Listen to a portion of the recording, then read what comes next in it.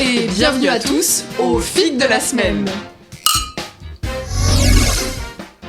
Le FIC, le Flash Info Ciné.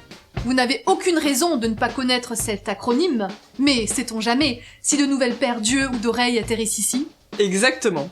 Et aujourd'hui, nous consacrons notre FIC à du très lourd. Du lourdissime. Puisque nous allons parler du dernier film des jumelles, L'Art is All Around, qui sort ce mercredi dans les salles et dont l'avant-première s'est tenue hier soir à Paris. Une avant-première de haute voltige, puisque tout le gratin hollywoodien s'est déplacé pour découvrir leur dernière création. Des vedettes du monde entier sont venues assister à cet événement incontournable. Oui, et vous allez les entendre dans un instant, ces vedettes. Mais avant ça, revenons sur la carrière brillante des jumelles. Les filles ne se contentent pas de rêver, elles agissent. Et elles agissent bien. Des débuts remarquables pour Anne, dans le rôle d'Elmire, dans le Tartuffe de Molière, et pour Sophie, dans le rôle du perroquet, dans Ali Baba. Ce sont des artistes engagés avant tout pour la liberté. Elles ont joué dans des halls de gare, des supermarchés, des trams.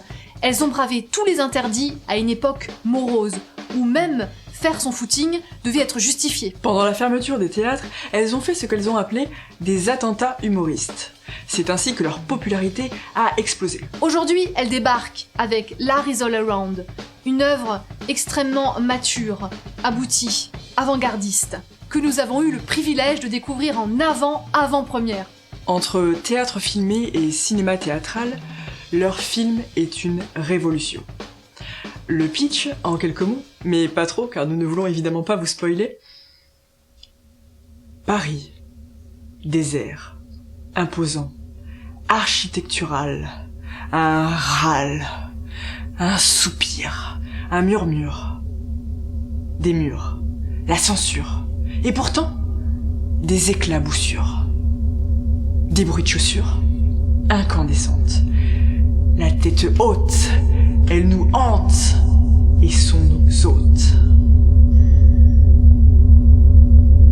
Et nous n'en dirons pas plus, car nous ne voulons surtout pas vous gâcher la surprise. Je rajouterai juste ceci. Ils sont beaucoup à avoir essayé. Elles ont réussi.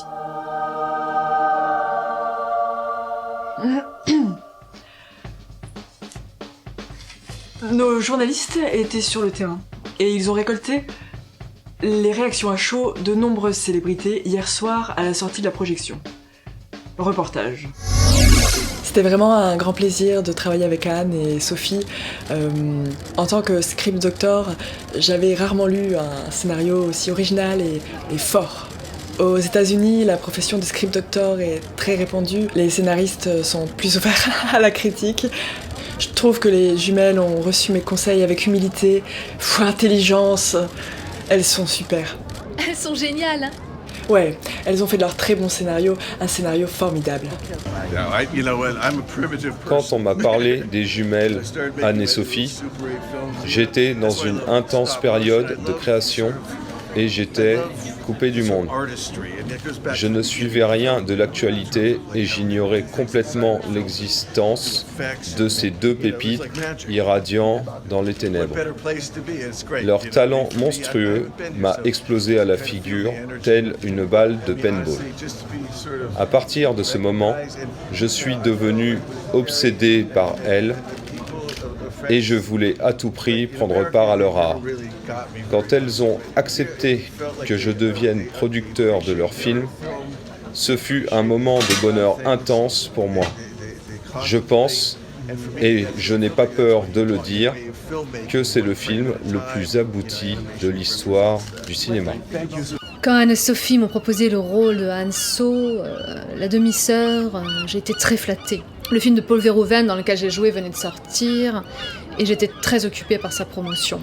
Mais je ne pouvais pas refuser ce rôle pour jouer dans un tel film, si original, si avant-gardiste et éminemment humaniste. Voilà. Marion, bonjour. Vous avez joué dans un petit rôle dans le film d'Anne et Sophie. Est-ce que cela n'a pas été un peu frustrant ? Vous savez, quand on a la carrière que j'ai et mener la vie que j'ai vécues, on s'est séparé le bon gré de l'ivraie. Donc ce que je veux dire, c'est que j'ai aimé passionnément ce rôle. Et même si ce n'est pas un grand rôle, mon personnage, lui, est grand, et l'univers dans lequel il vit, infini. C'est ce goût pour l'infini qui me fascine chez les jumelles, et que je partage avec elles.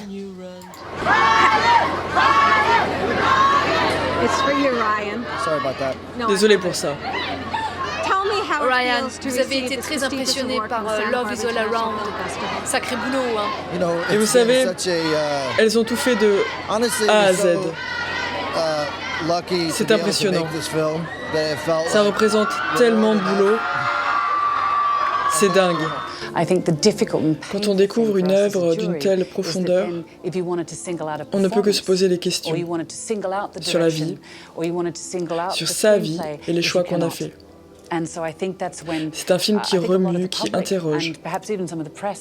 Personnellement, j'ai décidé de changer certaines choses dans ma vie depuis que j'ai vu Love is All Around. Oh man. Ah là là. Anne et Sophie, on les voyait plus trop aux soirées ces derniers mois.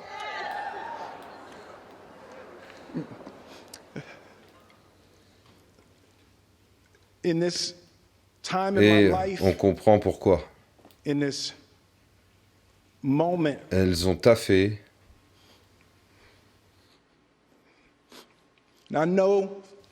Comme des malades,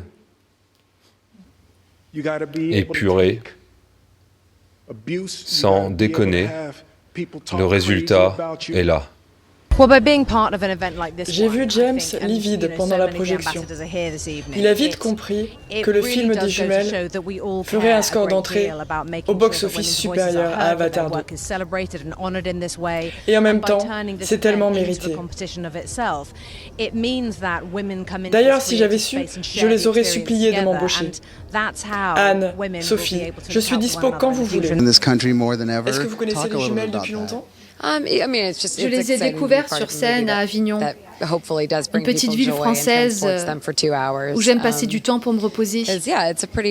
Puis j'ai vu Sophie dans Un jour sans fin versus confinement. Je l'ai trouvée tellement naturelle et particulièrement sexy lors de la scène de muscu. Telle une Sarah Connor des temps postmodernes. J'ai pleuré lorsque j'ai vu Love is All Around. C'est un film extrêmement puissant. Franchement, elles sont top. Les jumelles, franchement top. C'est quoi leur numéro ? Vas-y, c'est quoi leur numéro ? Love is all around. Love is all around. Love is all around. Round. All around is all. Love is all around. Love is all around.